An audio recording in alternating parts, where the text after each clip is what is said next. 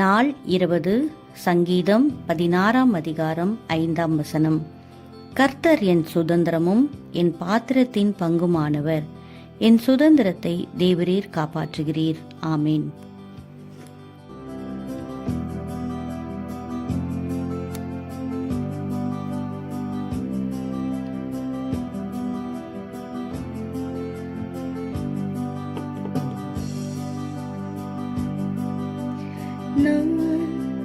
நானாகவே வந்திருக்கிறேன்,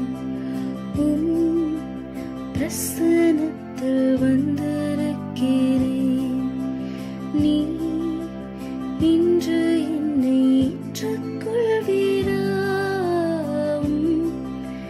ராஜ்யத்தில் சேர்த்துக் கொள்வீரா.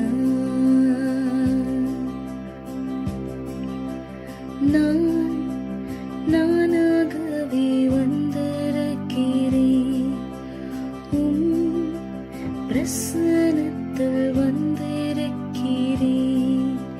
நீர் இன்று என்னை ஏற்றுக்கொள்வீரா,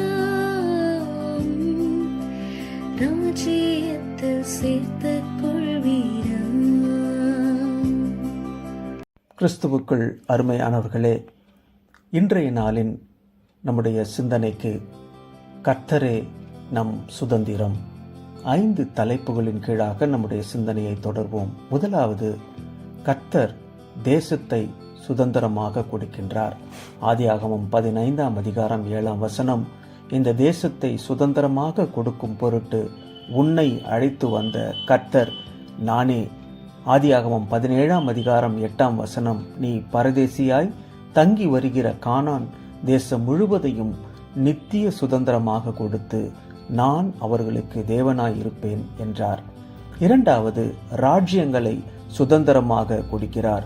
மத்தேயு 25:34 ராஜா தமது வலது பக்கத்தில் நிற்பவர்களை பார்த்து, வாருங்கள், என் பிதாவினால் ஆசீர்வதிக்கப்பட்டவர்களே, உலகம் உண்டானது முதல் உங்களுக்காக ஆயத்தம் பண்ணப்பட்டிருக்கிற ராஜ்யத்தை சுதந்திரித்துக் கொள்ளுங்கள் என்று வேதம் சொல்கிறது.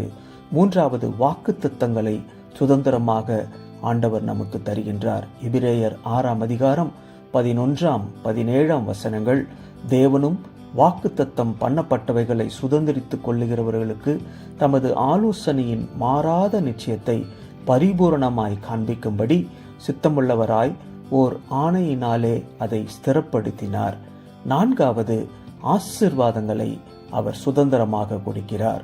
1 பேதுரு 3 அதிகாரம் 9 தீமைக்கு தீமையும் உதாசீனத்துக்கு உதாசீனத்தையும் சரி கட்டாமல் அதற்கு பதிலாக நீங்கள் ஆசீர்வாதத்தை சுதந்திரித்துக் கொள்ளும்படி அழைக்கப்பட்டீர்கள் என்று அறிந்து என்று வேதம் சொல்கிறது. 5வது, அவர் பிள்ளைகளை நமக்கு சுதந்திரமாக கொடுக்கிறார். சங்கீதம் 127:4 இதோ பிள்ளைகள் கர்த்தரால் சுதந்திரம், கற்பத்தின் கனி அவரால் கிடைக்கும் பலன் என்று வேதம் சொல்கிறது. எனவே கர்த்தரே நம்முடைய வாழ்க்கையின் சுதந்திரமாக இருக்கின்றார். அவரை நாம் பற்றி பிடித்துக் கொள்வோம். எங்கள் அன்பின் ஆண்டவரே, நீர் தந்த இந்த நல்ல வார்த்தைகளுக்காக நன்றி செலுத்துகின்றோம். எங்களை விடுவிக்கின்ற தேவனாயிருக்கின்றீர், எங்களை தாங்குகின்ற தேவனாயிருக்கின்றீர். அதற்காக நன்றி செலுத்துகின்றோம். தொடர்ந்து இந்த நாளிலே உம்முடைய கிருபை எங்களோடு கூட இருக்கட்டும். இயேசுவின் நாமத்தில் ஜெபிக்கிறோம் நல்ல பிதாவே. ஆமேன்.